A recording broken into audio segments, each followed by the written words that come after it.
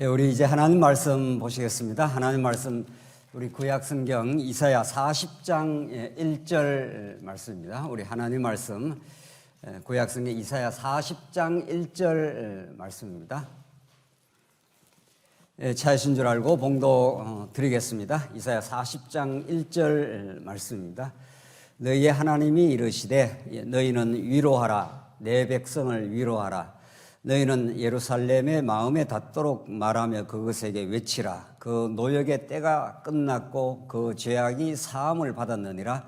그의 모든 죄로 말미암아 여호와의 손에서 벌을 배나 받았느니라 할지니라 하시니라. 2절까지 우선 봉독드렸습니다.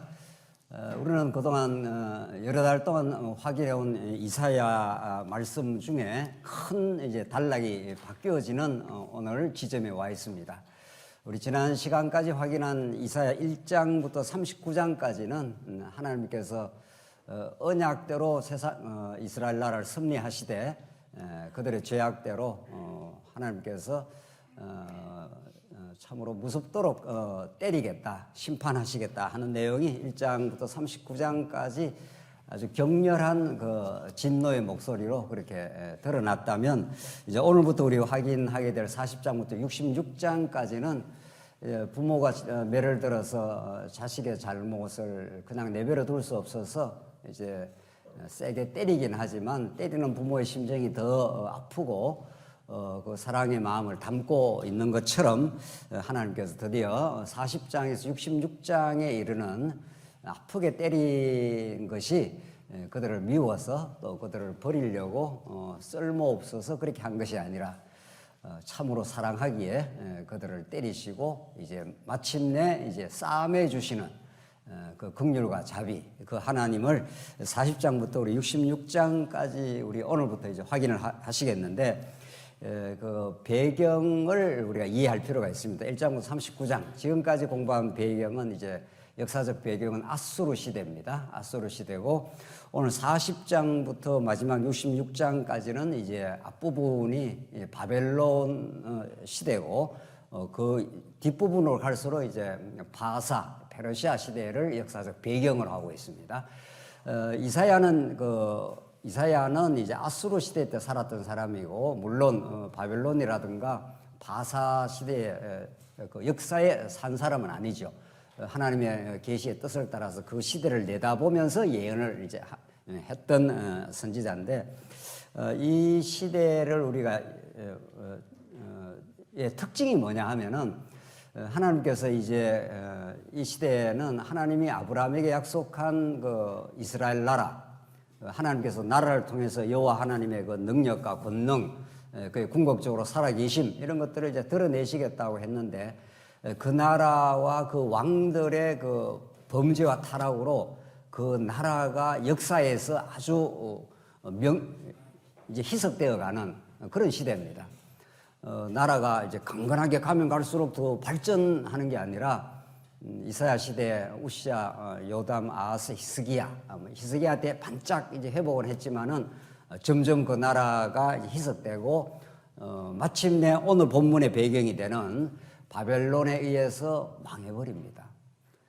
이건 굉장한 그 이스라엘 백성들에게는 충격이고, 나라가 망한 정도가 아니라 이제 성전이, 하나님 여호와의 이름을 두신 그 성전이 완전히 초토화되고 회파되는, 바벨론에 의해서 완전히 초토화되는 그런 현장을 다 경험한 겁니다.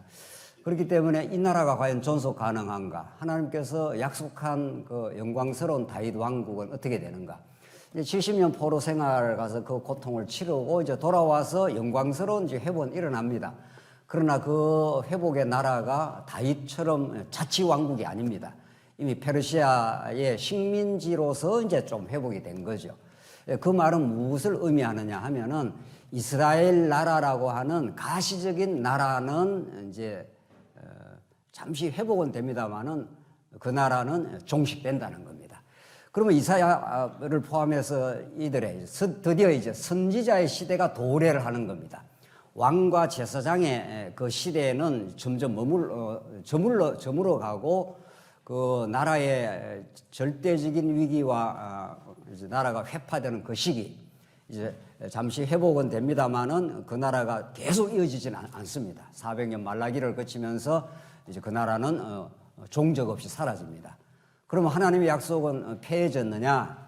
하나님은 정말 살아계시느냐? 이게 이제 이스라엘 백성들이 바벨론에 의해서 오늘 배경이 되는 이제 바벨론에서 돌아오면서 하나님께서 이스라엘 백성을 위로하는 장면이 나오는데, 그러면 이 나라는 어떻게 되는 거냐? 이런 것들이 그 시대의 신학적 질문입니다. 도대체 하나님은 신실하신가? 이 나라가 이렇게 초토화가 될 수 있는가? 하나님이 사랑한 나라였는데 눈에 넣어도 아프지 않을 자식처럼 그런 자식이 이방 민족에 의해서 아주 초토화되고 회파되고 괴멸되는 그런 상황을 다 본 거죠. 자, 그런 시대에 이제 드디어 본격적 선지자의 시대가 도래를 한 겁니다. 물론 이제 엘리야, 엘리사라든 그 이전의 선지자가 그 이전에 또 근본적으로 모세도 선지자니까.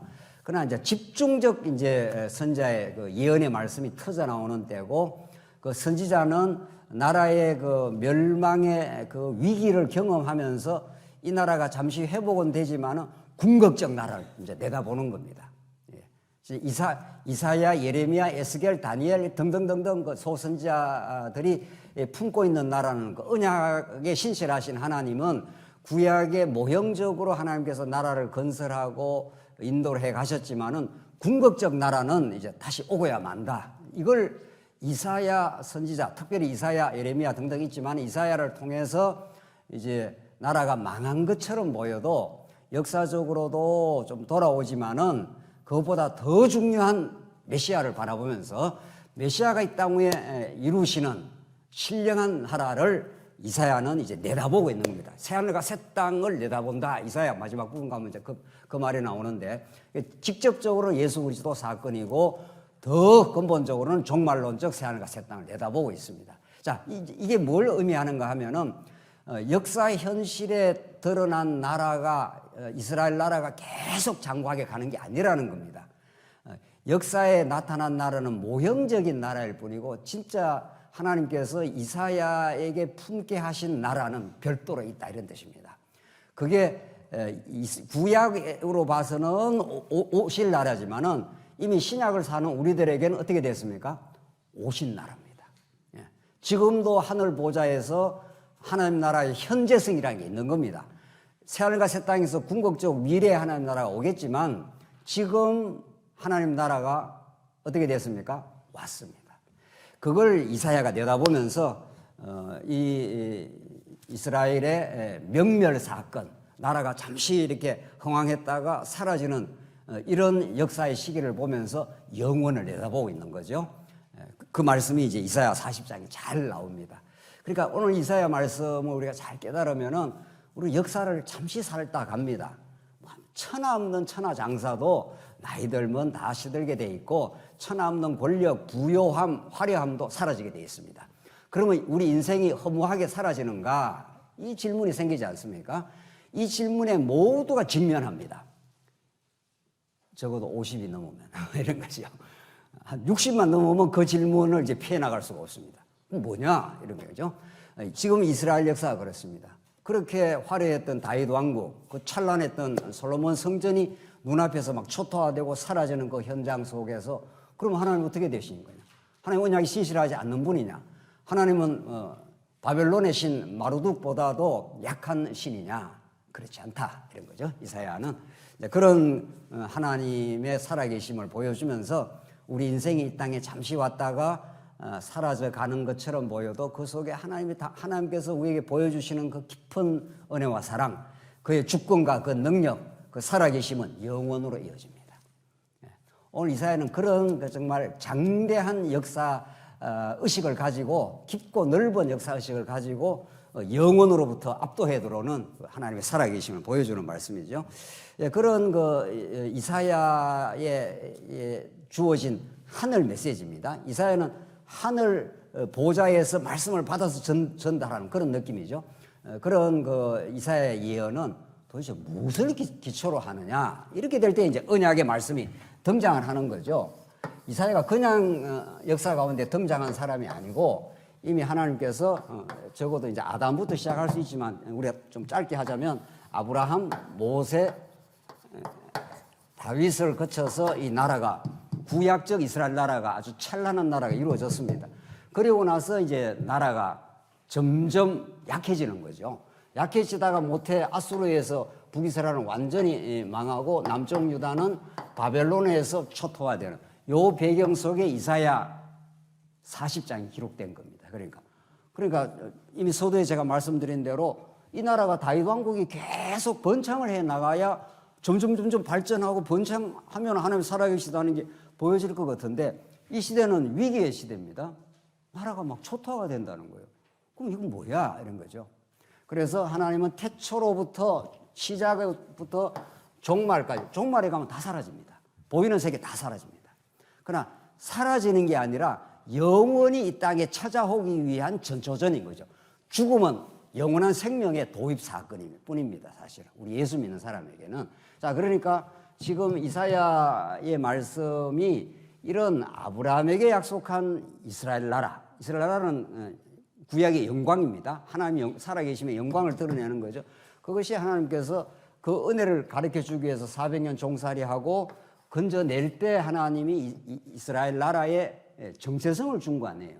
너희 나라는 너희들이 의기투합하고 힘 합쳐서 세우는 나라가 아니라 내가 여호와인 나는 그니라. 내가 I am that I am. 내가 바로 살아있는 여호와 하나님, 이 자존하시는 우주를 창조하신 하나님이 너희를 가장 정말 눈동자처럼 품고 내가 너희를 제사장 나라로 만들어주겠다. 너희를 사랑한다 이런 뜻입니다. 제사장 나라를 쉽게 말하면 하나님을 사랑하고 이웃을 사랑하는 그런 나라를 내가 만들어주겠다. 너희들은 타락이기 때문에 너희 힘으로 안 되잖아.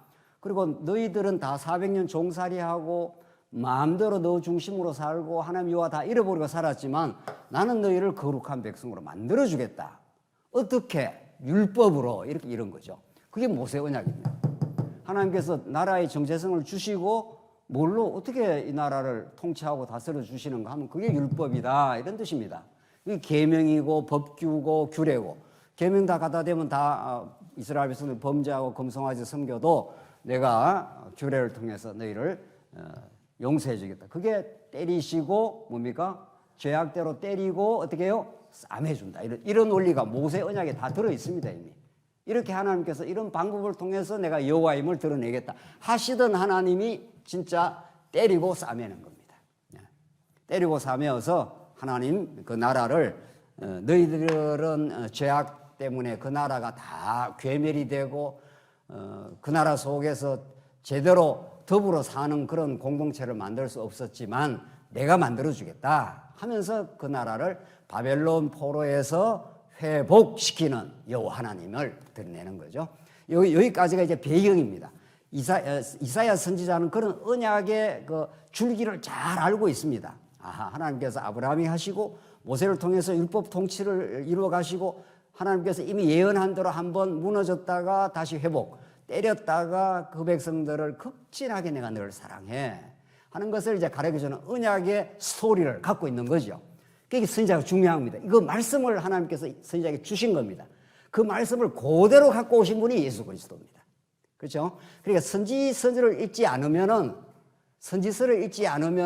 그 말씀의 위대성, 태초에 뭐가 계시니라?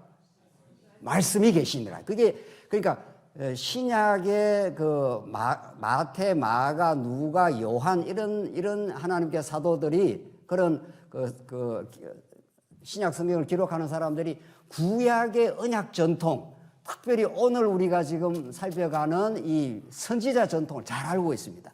그걸 그대로 담고 태초에 말씀이 계시니라 하면서 말씀이 태초로부터 거슬러 올라가는 거죠. 그 말씀이 하나님과 함께 계셨으니 그 말씀이 곧 뭡니까? 하나님이시라. 그러니까 선지자를 통해서 드러나는 그 말씀이 하나님이 어떤 분인가를 막 쾅쾅 드러낸다는 거죠. 그래서 역사에서 너희들이 바벨론 잡혀갔잖아. 그래서 나라가 다 무너진 것처럼 흔적 없이 사라진 것처럼 절망의 시대를 거치지만 나 여호와는 살아있어. 말씀은 이렇게 역사 가운데 지배하는 원리로 살아있어. 이걸 지금 선지자가 보여주는 거죠. 그래서 진짜 이런 그 광활한 언약 성취의 드라마, 이 놀라운 그 말씀의 능력, 이 말씀을 통해서 역사를 지배하고 계시는 하나님, 이것이 이사야 오늘 40장부터 본격적으로 드러나는 장면입니다. 그래서 우리가 40장을 볼 때 얼마나 이스라엘 백성들이 초토화되었는가. 그들의 죄악으로 말미암아 말할 수 없는 70년 포로 생활에 다 끌려가고 잡혀가고 아주 굴비 낚아가지고 엮어갖고 끌려가듯이 정말 끌려갔습니다. 그러니까 얼마나 그들이 절망하고 비참한 시간을 거쳤는지 나라가 이렇게 무너질 수가 있느냐 이거죠. 그런데 하나님께서 70년 만에 돌아오는다니 오늘 본문이 그렇습니다. 40장 1절 너희의 하나님이 이르시되 너희는 위로하라 내 백성을 위로하라 나오지 않습니까? 이 위로의 메시지는 많은 상처를 경험한 사람에게 의미 있는 언어입니다. 이게 위로라는 것은 많이 아프고 상처를 경험하고 예레미야 표현대로 말하면 이사야나 예레미야 그 어조가 아주 유사한데 내가 낸 상처를 누가 회복을 시키겠느냐 그럽니다. 예레미야를 통해서 하나님이 낸 상처를 누구도 회복을 못 시킨다 하는 게 이제 예레미야의 그 선언인데 그러니까 많은 상처를 경험한 사람에게 정말 따뜻한 위로 하나님의 위로의 손길 그것이 진짜 위로가 되는 거죠. 이게 고린도 후서에도 마찬가지입니다. 하나님께서 너희들을 많은 고난 가운데 두신 것은 하나님의 위로를 너희들 경험시키려고 그랬다. 사도 바울이. 그러니까 사도 바울도 이사야를 너무 잘 알고 있는 거죠. 사도 바울은 구약을 달달달달 애웠는데 그게 예수님에게 적용되는 줄 몰랐을 뿐인 거죠. 이 메시지가 우리가 이렇게 장르가 다를 뿐이지 장르 그러니까 이게 역사서냐 시가서냐 선지서냐 이런 장르가 다를 뿐이지 그걸 관통하는 메시지는 똑같다는 거죠. 그래서 너희는 위로하라 내 백성을 위로하라. 이럴 때 이스라엘 백성이 얼마나 돌아와서 말할 수 없는 하나님의 위로를 경험했는지 모릅니다. 하나님 우리가 너무 하나님께 잘못했습니다. 또 깨닫고 잘못해서 자책을 하라고 하나님을 깨닫게 한 게 아니라 너무 잘못했습니다라고 고백도 하고 그런데 우리가 어떻게 하다 이렇게 다시 이 기적처럼 돌아올 수 있었습니까? 이건 정말 하나님의 기적입니다. 바벨론이 얼마나 흉폭하고 강대한 제국인데 그들이 그 나라가 무너지고 바벨론이 무너져서 바사왕 고레스에 의해서 너 백성들 다 돌아가라 했지 않습니까? 에스라 시대 때. 이래서 돌아온 사람들이에요. 그러니까 돌아오는 한 걸음 한 걸음이 하나님의 위로였을 겁니다. 우리가 여기서 포로에서 돌아갈 수 있다니 좀 하나님께서 우리를 지키시고 우리를 보호하시는 거구나 하면서 그 위로가 되는 거죠. 그래서 이런 말씀을 예수님이 정확하게 알고 있는 거죠. 예수님이 산상수훈에서 어떤 자가 위로를 받는다고 했습니까? 어떤 자가? 심령이 애통하는 자 너희가 위로를 받을 것이요. 그래서 우리가 하나님께서 이 땅에 살면서 우리가 애통을 거치고 어려움을 많이 통과할 때 참 힘든 시간이 있지만 더 큰 위로로 다가오시는 하나님, 더 놀라운 하나님의 위로로 우리에게 다가오시는 그는 하나님을 체험하라고 하나님께서 하시는 거죠. 2절 너희는 예루살렘의 마음에 닿도록 말하며 그것에게 외치라. 자, 드디어 이제 본격적으로 너희들 돌아가라. 그리고 하나님의 큰 위로를 경험해라라고 하나님이 외치는 이제 때가 70년 포로가 끝날 때입니다. 이제 그 노역의 때가 끝나고 노역이라니까 얼마나 고통스러운 끌려가는 것도 고통이고 70년 사는 것도 고통의 시간이 있고 그랬습니다. 그것이 이제 끝난다는 겁니다. 때가 끝났고 그 죄악이 뭐라고 그랬습니까? 사함을 받았느니라. 이스라엘 백성들은 어떤 것으로도 죄가 사함 받을 수 없습니다. 가톨릭에서는 보석을 해라, 뭐를 해라, 연보를 더 해라, 뭘 해라, 이렇게 하면은 예수님의 십자가 사건으로는 사함이 온전치를 않으니까 인간이 뭘 해야 된다는 거죠. 십자가 플러스 알파를 해야 된다는 거죠. 그러나 그게 아니고 그 죄악이 사함을 받았느니라. 하나님께서 아예 기억조차 안 하겠다. 이게 새 언약입니다. 이제 그러니까 이 모든 선지서는 새 언약, 건접적으로 새 언약을 내다보면서 지금 예언이 계속 이루어지고 하나님의 예언의 말씀이 떨어지고 있는 거죠. 새 언약 속에 들어간 언약 백성 하나님께서 기억지도 않겠다. 그의 모든 죄로 말미암아 여호와의 손에서 벌을 배나 받았느니라. 벌을 엄청 받은 거죠. 받기는. 그런데 이스라엘 백성들이 그 받은 그 벌로 완전히 속함을 받는 게 아닙니다. 그거는 깨닫게 하는 하나님의 채찍일 뿐이었지, 뭐 이스라엘 백성이 채찍 받은 것 때문에 죄가 사함 받는 건 아니죠. 그건 깨닫게 하는 채찍이었을 뿐이고, 궁극적으로 십자가를 내다보고 있는 거죠. 하나님의 아들 예수 그리스도가 하나님의 언약의 저주를, 언약 백성들의 모든 죄악을 걸머지고 그 아들이 십자가에서 저주받아 죽으심으로, 이런 거죠. 그러므로 온전히 죄가 사해진다는 걸 이미 내다보고 있는 거죠. 3절, 외치는 자의 소리에 이르라. 이르되 너희는 광야에서 여호와의 길을 예비하라. 사막에서 우리 하나님의 대로를 평탄케 하라. 이거 누가 요 말씀을 그대로 인용을 했습니까? 세례 요한이. 마가복음 1장 1절부터 나오는 세례 요한이 이 말씀을 그대로 이사야의 예언대로 하면서 이 말씀을 받아가지고 세례 요한이 이제 내가 주의 길을 예비하러 왔다, 이렇게 말하지 않습니까? 4절, 골짜기마다 도두어지며 산마다 언덕마다 낮아지며 고르지 아니한 곳이 평탄하게 되며 험한 곳이 평지가 될 것이요.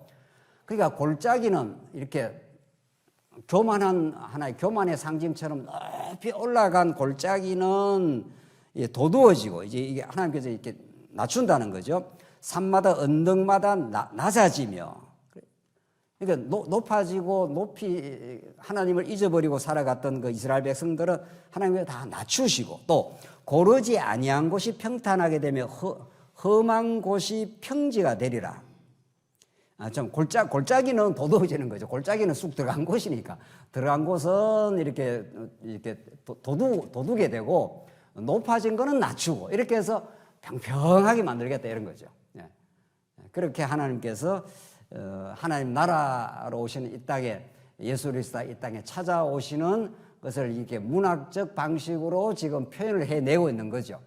그러니까 하나님과 같이 되고자 하는 교만한 마음은 하나님께서 꺾어주시고, 또 교만의 그 반대가 있습니다. 교만의 반대, 교만의 다른 얼굴, 그 열등감 뭐 이런 거 있잖아요. 막 자기를 자책하고 나는 별 볼 일 없는 인생, 그것도 굉장히 교만한 겁니다. 교만의 다른 얼굴입니다, 사실은. 왜 그런가 하면은 자기가 높아지려고 하다가 낮아졌다고 생각하니까 열등감이 생기는 거죠. 그러니까 하나님 앞에서 그냥 자기 자리에 있으면은 우월감 가질 이유도 없고 열등감 가질 이유도 없습니다. 하나님이 나를 가장 소중하게 바라본다. 그러니까 높아진 것은 하나님께 낮춰버리고, 자기가 스스로 지하실 내려가고 땅 파고 있으면은 너 그럴 이유가 없어. 이제 하나님 나라가 왔어. 넌 하나님의 귀한 자녀야. 그래서 하나님께서 골짜기는 도두고 높아진 거는 어떻게 해요? 낮추고 하나님께 하시는 일이 뭐 이모저모로 하시는 일이 정말 대단합니다. 우리 인생을 향하신, 그러니까 우리에게는 어떤 경험도 어떤 처지에 하나님이 하시는 일도 우리를 바른 하나님의 자녀 만들기 작업에 지금 하고 있는 중입니다. 우리가 교만할 때는 꺾을 거고, 너무 막 우울해하고 할 때는 우리에게 새로운 기쁨을 줄 거고, 이렇게 해서 하나님 안에서 잘 그 하나님의 대로에 예수 그리스도가 이 땅에 오신 길이요 진리요 생명 대신 그분을 올라타기만 하면, 그 길에 우리가 올라가기만 하면, 그게 이제 믿음인 거죠. 뭐 우리가 올라가는 건 아니고요. 성경에 오셔서 우리가 다 아담 타락이 길 잃어버린 인생들 아닙니까? 길 잃어버리면 스스로 높아지려고 하고 스스로 또 낮아져서 괴로워하고 이런 거죠. 그런 이 오르락내리락, 이런 그 삶의 그 오르락내리락의 그런 삶으로부터 하나님께서 우리를 다 불러내 주셔서 하나님이 어떤 분인가를 가르쳐주는 그 길 위에 우리가 서서 그리스도를 따라갈 수 있도록, 그렇게 따라갈 때 평안이라는 게 있는 거죠. 평평하다는, 평안이라는 게 하나님을 의지하고 하나님을 믿을 때 생기는 마지막 심리적 열매 아닙니까? 하나님이 내게 하시는 모든 일이 합력해서 선이야, 이렇게 되는 거죠. 거기서 찾아오는 그 안식과 평안은 세상이 주는 것과는 전혀 다릅니다. 세상은 주면 올라가고 뺏으면 어떻게 됩니까? 내려가고. 주식 투자를 안 해봐서 잘 모르겠는데 막 쫙 올라가면 어떻게 돼요? 마음이 올라가겠죠. 뭐 쫙 올라갔다가 막 급낙하를 하면 어떻게 돼요? 마음이 한없이 떨어지겠죠. 모든 인생사가 그런 거죠. 하나님 안에 예수 그리스도의 길 안에 들어오게 되었을 때 그 놀라운 그 평화, 어떤 것도 내 인생을 흔들어 놓지 못함, 뭔 일이 잘 되어도 뭔 일이 안 되어도 그것이 궁극적 내 평안을 빼앗아갈 수 없음, 이런 하나님의 나라가 이 땅에 찾아온다는 겁니다. 지금 이스라엘 나라는 괴멸되고 잠시 회복은 된 것 같아도 진짜 나라가 온다는 겁니다. 이걸 이사야가 지금 예언적으로, 그걸 5절에는 여호와의 영광이라고 말하는 겁니다. 이게 하나님의 살아계심이요, 하나님의 위대한 주권이요, 능력이요, 그 언약 백성을 향한 끝없는 사랑이요, 이게 하나님의 영광이라고 합니다. 그래서 하나님의 영광이 나타나고 모든 육체가 그것을 함께 보리라 했지 않습니까? 그걸 반드시 보게 된다. 그건 역사적으로는 여기 돌아와서 여기 에스라 시대 때 한번 70년 포로를 거치고 돌아와서, 야, 하나님께서 진짜 돌아오게 하시는 거구나. 우리 어떻게 해서 이렇게 돌아올 수 있나요? 하나님의 언약적 사랑이 아니면 모세한테 한, 아브라함한테 한 이 나라를 하나님이 건설해 주신다고 한 하나님의 열심과 그 사랑이 아니면 우리 어떻게 돌아올 수 있어요? 우리의 죄악대로 말하면 아주 멸망해도 마땅합니다. 그래서 그게 영광이라는 겁니다. 그래서 영광이 나타난다 지금 했잖아요. 자, 한번 보십시다. 이게 요한복음 한번 보십시다. 요한복음 1장 14절입니다. 말씀이 육신이 되어 우리 가운데 거하심에 우리가 그의 뭐를 본다 했습니까? 영광을 보니, 이렇게 되어 있습니다. 그러니까 예수님이 이 땅에 육신을 가지고 찾아오지 않으면 우리는 진짜 영광을 모르는 겁니다.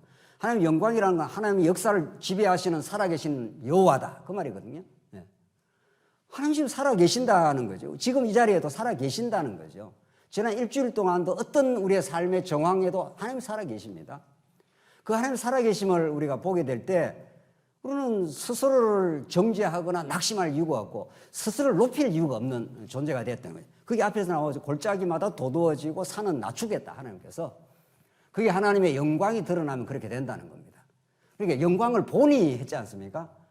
결국은 이 땅에 여러분과 저를 이 땅에 두신 것은 하나님의 영광을 배우고 영광을 보는 인생 만드는 것, 이게 예수 믿는 우리 삶의 목적입니다. 도대체 뭘 보고 사느냐, 거죠. 우리에게 성령이 찾아오시지 않으면 현실만 보이는 겁니다. 현실은 보이고, 어떤 사람 대단한 사람, 어떤 사람은 못난 사람, 자기가 다 선악 판단을 자기 마음대로 하는 거죠. 그러니 거기에서 어떤 참된 평화를 얻을 수 있나요? 평화 없습니다. 그런데 우리가 그의 영광을 보니, 그 영광은 어떤 영광인가 하면은 아버지 독생자의 영광이라는 거예요. 하나님이 그 아들, 유일하신 아들 독생자를 보내신 그 아들 안에서 담겨놓은 영원한 영광인데, 그것이 은혜와 진리라. 예수 그리스도를 통과하지 않는 진리는 없는 겁니다. 그러니까 예수 그리스도를 통과하지 않는 여호와는 없는 겁니다. 그 여호와와 예수 그리스도는 짝이고 분리될 수가 없고, 하나님께서 왜 예수를 보내기로, 이 선지자를 통해서 왜 너희들 대로를 준비해라, 길을 준비해라, 그 길을 준비하러 세례 요한을 하나님께서 먼저 보내신 거죠. 그 세례 요한이 와서 죄 사함의 회개부터 먼저 시킵니다. 죄라는 것은 자기가 주인 노릇하는 게 죄라는 거예요. 그래서 그 자리에서 돌이키라, 진짜 왕이 오신다, 이런 뜻입니다. 이제 하나님 나라가 이 땅에 도입되었다. 그러니까 예수님이 오시는 모든 인간이 자기가 왕 노릇하는 거란 말이죠. 자기가 주인 노릇하고, 그게 죄라는 겁니다. 그게 평화와 그게 안식과 그게 있을 수가 없는 거죠. 다 자기가 주인 되어서 자기 인생을 책임지려고 하니까 오만상 걱정을 다 끌어안고 사는 거 아닙니까? 나는 어떻게 되나, 노는 어떻게 되나, 자식은 어떻게 되나, 오만상을 다 끌어안고 있는 거죠. 오만상. 그러니까 그게 죄야 하면서 죄사함의 회개를 선언하고, 내가 너에게 물로 세례를 주지만 성령으로 세례를 주겠다. 이게 길을 도입하시는, 진짜 길로 찾아오신, 길 잃어버린 인생들에게 하나님의 영광을 가르쳐주는 세례 요한의 메시지입니다. 이게 이제 예수님이 그 영광을 이런 식으로 표현하는 거죠. 사도 요한은 그 영광을 보니 그 아버지의 독생자의 영광이요 은혜와 진리가 어떻게 충만하더라. 그러니까 예수를 만난 사람에게는 모든 게 하나님의 은혜였구나. 이걸 깨닫게 된다는 겁니다. 어떤 것도 은혜 아닌 게 없습니다. 여러분과 제가 이 자리에 오게 된 것은 우리의 능력, 우리의 힘, 우리의 결단으로 오지 않았습니다. 하나님의 인도하심, 보호하심, 우리의 방황, 이 모든 것들을 하나님께서 합력해서 이 자리에 올 수 있도록 하나님께서 여건과 마음과 모든 걸 인도해 왔습니다. 그걸 기적이라고 합니다. 예. 안 놀라잖아요, 지금 별로. 그냥 내가 그냥 아침 밥 먹고 왔는데 자꾸 앞에서 기적이라 하니까 나는 홍해 바다가 내 눈앞에 좀 갈라져 봐. 그러면 내가 기적을 찬양하겠어. 이렇게 되는 거란 말이죠. 자꾸 보는 것으로만 기적을 본다는 거죠. 너희들이 표적을 구하지만 나는 십자가를 통해서 보여주겠어. 지금 바울이 그렇게 말하지 않습니까? 유대인들은 자꾸 표적을 구해요. 큰 거. 왜냐하면 구약 전통에서 전부 다 대단한 걸 보여줬으니까 가시적으로. 이제는 가시적으로 안 보내줘. 예수님 이제 오시면 너희들에게 전부 겨자씨처럼 눈에 안 보이는 그 놀라운 내면적 혁명을 일으키겠다 이 말이죠. 새 언약의 성취로 마음을 바꿔주겠다는 거예요. 이 마음이 안 바뀌지 않습니까? 우리 그 마음이 이 욕심 꾸리기 같은 마음, 탐심, 미움 이게 안 바뀌어서 천국을 못 누리지 뭐 환경이 나빠서 천국을 못 누리나요? 그래서 새 언약은 마음을 바꿔주겠다는 겁니다. 마음을 어떤 마음을 여호와의 영광을 보는 마음을. 그러면 우리 여기 하나님의 영광이 꽉 차 있습니다. 오늘 저 밖에 나가 보십시오. 들풀과 꽃에 너무도 화려한 하나님의 영광이 우리 앞에 잔디밭에 말이죠. 너무도 놀라운 하나님의 주권적 영광이 있습니다. 그뿐 아닙니다. 여러분 심장 한번 만져보십시오. 심장이 어떻게 둥둥 뛰나요? 이거 뛰는데요? 이거 뛰라고 언제 여러분이 무슨 뭐 명령을 했습니까? 뭐 어떻게 야, 심장 멈추지 말고 뛰어 이렇게 했습니까? 안 했죠? 잘 뛰는 겁니다. 그러니까 언젠가는 하나님 멈춰 하면 딱 멈추는 겁니다. 뭐 이런 기적이 없는 거죠. 근데 우리는 놀라지 않고 그냥 무덤덤하고 왜? 영적 감각이 없으면 그렇다는 거예요. 뭔가 이 땅에 뭐 잘 먹고 잘 살 거리 하나 없나? 이게 이제 우리의 어떤 시각이고 그 시선이 거기에 다 있고 하나님의 영적 동선은 잘 안 보일 수가 있는 겁니다. 우리에게. 성령은 지금 놀라운 방식으로 우리 안에 함께 하시고 인도하시고 독생자의 영광을 보여주시고 은혜와 진리가 충만하더라 예수 안에. 오늘 성경은 그걸 보여주는 거죠. 자, 그래서 6절 말하는 자의 소리여 이르되 6절에 이제 두 번째 이제 외치는 두 번째 내용인데 외치라 대답하되 내가 무엇이라 외치리까 이르되 하니 이르되 모든 육체는 풀이요. 이거 한번 보십시오. 자, 이게 이제 문학적 표현이기도 합니다만은 모든 육체는 풀이라. 풀이라는 건 잠깐 있다가 사라집니다. 풀이 뭐 계속해서 생명력을 가지고 살지 않습니다. 풀이요. 그의 모든 아름다움은 들의 꽃과 같으니 풀은 마르고 꽃은 어떻게 된다고요? 시든다는 겁니다. 아무리 화려한 백합화 꽃도 조금 시간이 지나면 시들어가지고 장미가 그거 시들면 더 형편없다는 거죠. 활짝 폈을 때 그 화려한 자태를 뽐내다가 그게 막 시들고 이러면 더 막 형편없어집니다. 그런데 시들면 여호와의 기운이 그 위에 불미라. 이 백성은 실로 풀이로다. 이스라엘은 풀이라는 거예요. 이스라엘이라는 나라가 계속 영원히 이어지지 않는다는 겁니다. 이거는 모형적으로 예수님을 통해서 이루실 진짜 예수님을 통해서 이루실 하나님의 나라, 이제 성령을 통해서 이 땅에 이루실 하나님의 나라, 그리고 영원히 이루어질 하나님의 나라, 그것을 보여주게 한 모형이고 그림자일 뿐이다. 그걸 지금 이제 이사야 표현으로는 풀이다. 이 백성은 실로 풀이로다. 그 풀이니까 그건 시들어서 사라져야 된다. 사라질 건 사라지면 진짜 도래할 진짜가 온다. 지금 그런 거죠. 지금 이사야가 그걸 지금 표현하고 있지 않습니까? 그래서 8절 풀은 뭐라고 했습니까? 마르고. 풀이라는 것은 계속 싱싱할 수가 없다는 겁니다.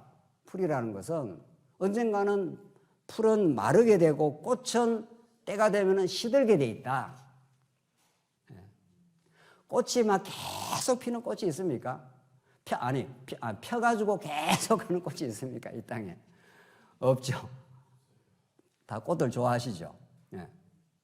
백합화도 좋아하고, 장미도 좋아하고, 뭐도 좋아하고 다 좋아하는데, 이 계속 하는 게 없다는 거예요. 하나님께서 일반 계시로 너무도 잘 보여주는 거예요. 너무도.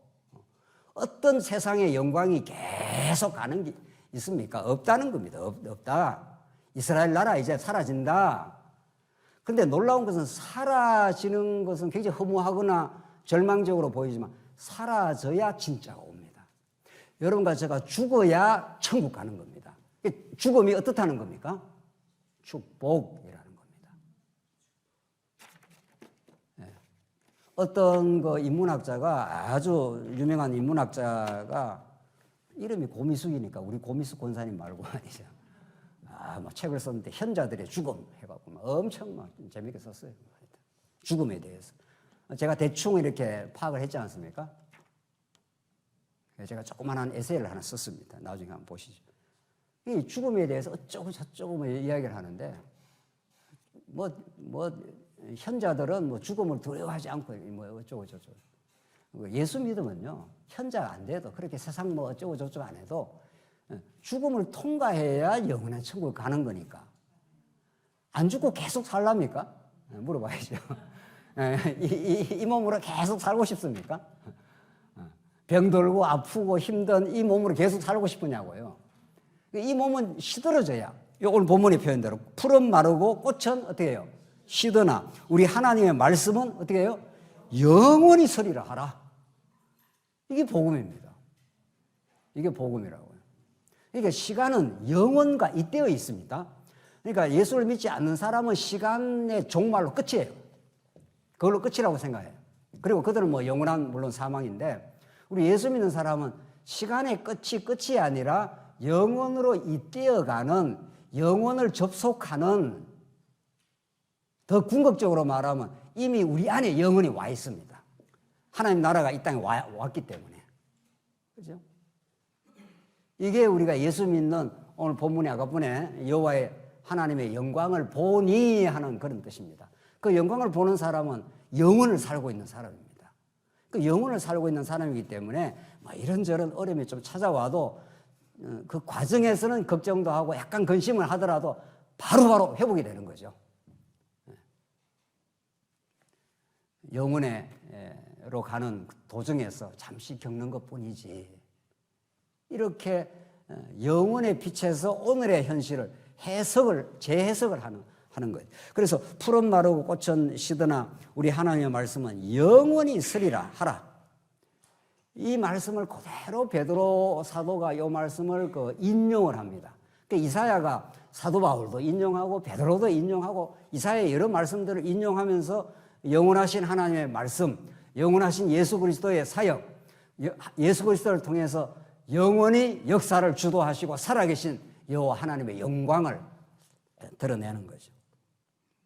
그래서 이 풀과 꽃, 마르고 시드는 이 자연 현상을 통해서 이스라엘 역사는 허물어지지만, 돌아와도 마침내 또 허물어지지만 진짜가 온다. 진짜 이 땅에 영원히 망하지 않는 영원한 말씀의 실체이신 예수 그리스도가 언약의 성취로 오실 뿐 아니라 영원히 사라지지 않는 하나님 나라를 이 땅에 언약 백성들에게 주시려고 이 땅에 찾아오신다. 그래서 그 하나님 나라를 우리는 지금 경험하고 있고, 현실이 때로는 혹독하고 현실이 때로는 힘든 과정은 누구나 있습니다. 그걸 겪을 때 그게 천국이다 이런 사람은 없습니다. 현실을 겪을 때는 아프고 힘들고 괴로운 시간을 누구나 거치지만 그것으로 다가 아니라는 겁니다. 인생은 왜? 우리는 역사의 시간을 살지만 영원한 말씀 속에 있기 때문에 그런 거죠. 영원으로 이미 잇대어서 영원한 생명을 누리고 있기 때문에 힘들고 어려운 시간들이 하나님의 위로를 경험하게 하는 하나님의 언약 성취의 섭리였다. 또 그렇게 하나님께서 지금도 인도에 가신다라고 또 그리스도를 바라보고, 오늘 본문에 아까분에 요한복음의 말씀처럼 여호와의 영광, 하나님의 영광을 예수 그리스도를 보면서 살아가는 그런 삶으로 하나님 인도하신다는 거죠. 그래서 9절 아름다운 소식을 시온에 전하는 자여. 이제 드디어 아름다운 소식, 이게 복음입니다. 복된 소식입니다. 그러니까 우리 인생에게는 정말 굿뉴스가 필요한 겁니다. 정말 인간의 내면은 아름다움을 스스로 만들어낼 수가 없습니다. 예수님이 하신 말씀이죠.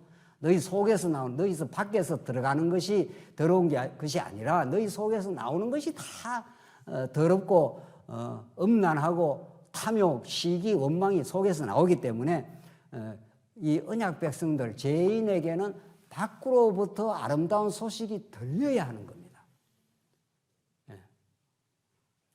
그냥 뉴스가 아니라 세상 뉴스는 전부 절망적입니다. 술 먹고 음주운전 해갖고 도망쳤다. 그래서 또 그거 감춘다고 그랬다. 그러니까 때려잡아야 된다. 이런 이야기. 오늘 아침에 금방 뉴스 보고 오니까 어느 가수가 그랬다면서요. 계속 범죄한 이야기들. 어느 정당은 저 정당을 그냥 적대적인 정당으로 썰어버려야 된다. 이쪽은 저쪽을 적대적으로 썰어버려야 된다. 뉴스가 다 그런 거예요. 그 뉴스에서 굿뉴스가 없어요. 있기는. 잠시 있습니다. 우리나라가 일본과 축구해서 이겼다. 이런 거 잠깐. 굿뉴스죠. 그거는 계속 기쁜 게 아니에요. 잠깐 기쁘다고 조금 지나가면 끝나는 거예요. 근데 오늘 이 아름다운 소식, 이 굿뉴스는 계속 우리에게 하나님 우리를 사랑하신다고. 하나님 역사를 통치하시는 여호와 하나님이라고. 우리를 떠나가지 않는다고. 이런 아름다운 소식을, 이게 굿뉴스죠. 이게 복음입니다. 시온에 전하는 자여 너는 높은 산에 오르라. 아름다운 소식을 예루살렘에 전하는 자여 너는 힘써 소리를 높이라. 두려워하지 말고 소리를 높여 유다의 성읍들에게 이르기를 너희의 하나님을 뭐라고 했습니까? 보라 했습니다. 이야, 정말 이사야서 대단한 거죠. 예. 그 앞에서는 여호와의 길을 예비하라. 그리고 육체는 다 풀이고 하나님 말씀은 영원하다 외쳐라. 근데 여기 세 번째는 하나님을 보라. 눈을 들어 하나님을 보라. 이런 거죠. 현실만 보지 말고 현실을 보더라도 현실 넘어 진짜 움직이고 계시는, 역사를 통치하고 계시는 여호와의 손길을 보라. 이런 거죠. 그럼 우리의 시각과 우리의 판단과 우리의 가치 판단의 기준이 완전히 달라집니다. 하나님을 보지 않으면 전부 세속적인 기준이 작동을 하기 때문에 어떤 사람은 잘난 사람, 어떤 사람은 못난 사람 이렇게 판단하지 않습니까? 심지어 교회에 와서도 그런다는 거예요. 교회에 와서 어떤 사람 잘난 사람, 어떤 사람 못난 사람 있습니까? 없습니다. 하나님 보실 때는. 하나님의 시각을 가지면 전부 죄인이고 전부 의인이 된 겁니다. 하나님의 시각, 하나님을 본다는 건 단순히 우리가 하나님 본다, 보고 막연하게 본다는 게 아니라 하나님의 시각으로 우리 세상을 보고 우리 교회를 보기 때문에 전혀 가치 기준이 달라진 사람들입니다. 그래서 우리가 하나님의 살아계신의 기준으로 그 시각으로 세상을 보고 우리 교회를 보게 되면은 우리 성도들을 전부 귀한 영혼으로 보는 겁니다. 하나님의 자녀로 보기 때문에 그 사람의 무슨 배경으로 그렇게 보질 않습니다. 그게 우리 중요합니까? 네. 그건 하나님의 땅에 그 사람에게 주시는 어떤 여건이고 은사일 뿐이라는 거죠. 그 자체가 나쁘다 그런 뜻은 아니에요. 나쁘다 좋다도 없습니다. 그래서 하나님을 보라라는 말은 하나님의 시각에서 가지는 세계관과 가치관을 가지고 살아가라. 그때 얼마나 우리의 그 신앙이 정말 든든해지고 우리 지체를 바라보는 시각이 골짜기마다 도두어지고 산마다 낮추라 했지 않습니까? 그게 하나님 나라가 이 땅에 도래하게 되는 하나님의 역사라는 겁니다. 어떤 사람 대단한 사람 없고 어떤 사람 못난 사람 없다. 하나님의 귀한 영혼들이고 하나님의 자녀들이다. 그래서 조건 없이 우리는 사람을 대하고 보상을 바라지 않고 우리는 영혼들을 대하게 되는 거죠. 이게 하나님 사랑, 이웃 사랑이라는 것이 위로부터 성령이 찾아와서 우리 안에 만들어내는 하나님 나라입니다. 네, 이런 하나님 나라를 경험하지 않으면 전부 자기중심적 시각을 가지고 그렇게 세상을 살고 거기에서 참된 평화가 있을 수 없는 거죠. 거기서 진정한 그 자유함이 없습니다. 죄악에서 풀려나오질 않는 거죠. 그 사람은 아직은. 오늘 본문은 그런 하나님을 보는 겁니다. 보라, 주 여호와께서 장차 강한 팔로 임하실 것이요. 진짜 누가 강하냐? 바벨론이 강하냐? 아수르가 강하냐? 여호와 하나님이 강하냐? 진짜 강한 자가 누구냐? 강한 분이 누구시냐? 이런 말이죠. 그 여호와가 장차 강한 자로 임하실 것이요. 친히 그의 팔로 다스릴 것이라. 보라, 상급이 그에게 있고 보응이 그 앞에 있으며 그는 목자같이 양떼를 먹이시며. 목자와 양의 관계. 여호와는 나의 목자시니. 양은 이 눈이 너무 나쁘답니다. 양은, 진짜 양은 멀리 보지를 못해요. 그래서 목자가 없으면은 절대적으로 살 수 없는 존재 방식을 양이 가지고 있다고 합니다. 우리는 지금 양을 안 키워서 잘 모르잖아요. 뉴질랜드 가보면 그 양이 많이 돌아다녀요. 진짜 양은 목자가 이끌어줘야만 갈 수 있는 동물 중에 하나라는 거죠.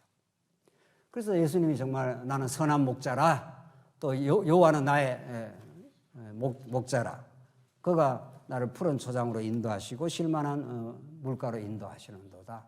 하나님이 우리를 너무도 사랑하사 우리가 눈 멀고 시야가 나쁜 우리들에게 직접 찾아오셔서 잘 우리를 인도해 주신다는 겁니다. 하나님 말씀 안으로 우리의 삶의 시련 속에서도 엄침한 골짜기로 다닐지라도 내가 너를 지켜주시겠다. 이게 하나님께서 목자에 하시는 일이라는 거죠. 먹이시며 어린 양을 그 팔로 모아 품에 안으시며 젖먹이는 암컷들을 온순히 인도하시는도다. 하나님의 인도가 있는데 누가 양을 건드릴 수 있겠느냐?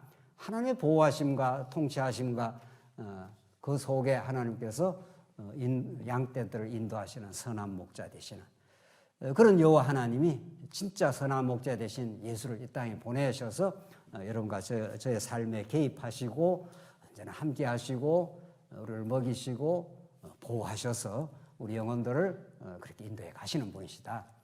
그런 하나님이 너희들을 위로하시고 이제 돌아오게 한다. 그 놀라운 찬송을 만들어 내시는 하나님. 이번 우리 상회 때 찬송의 제사가 우리의 부재 아니었습니까?